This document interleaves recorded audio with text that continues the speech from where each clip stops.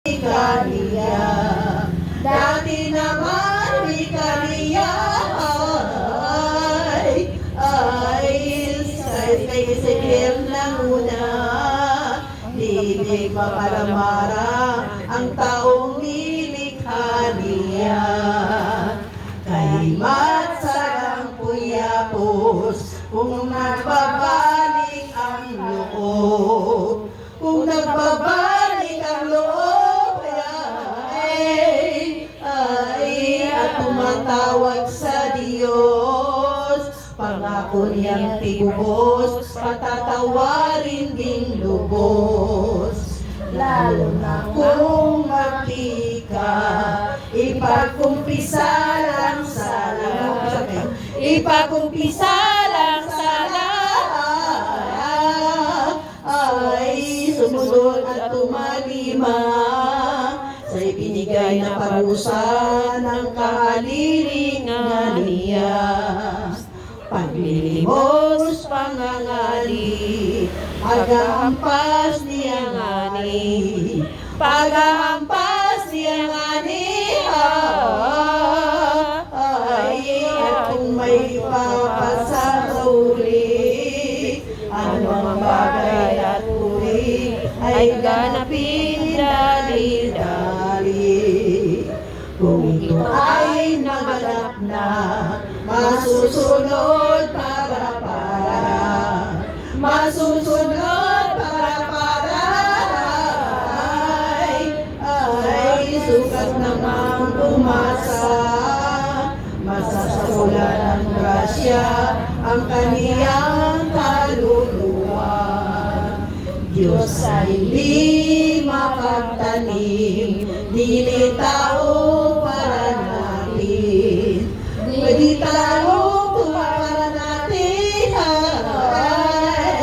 ay bulim niya ng makaangil, di na nabatid-batiin, ang bala pa ay patayin.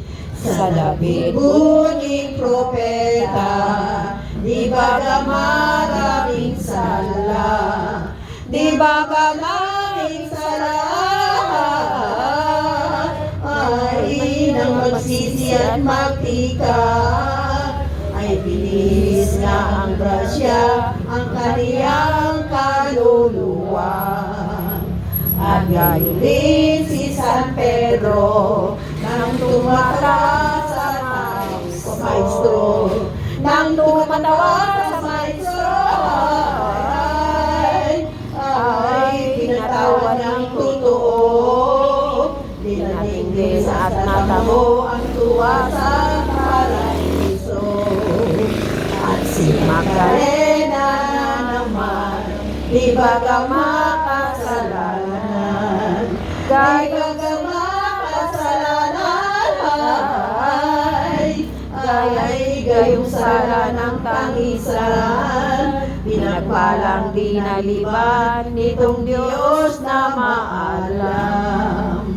Marami at makapal nga, sa mundo'y nagsisigala, sa mundo'y nagsisigala,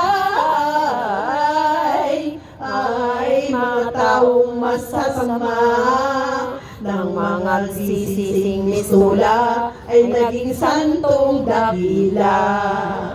Kaya taong bininyagan, kung sino ka at alinman, kung sino ka at alinman, ay itong iyong napakinggan, itanim sa gunam-gunam at huwag malilimutan. Sa Diyos ikaw umasa at mawawain talaga, at maawain talaga, ay ikaw may nagkasala, agad ka naming magdika ng kaawaan kaniya. Ang paghahatid ng mga Hudyo kay Pilato at ng ating Panginoong Jesucristo. Go!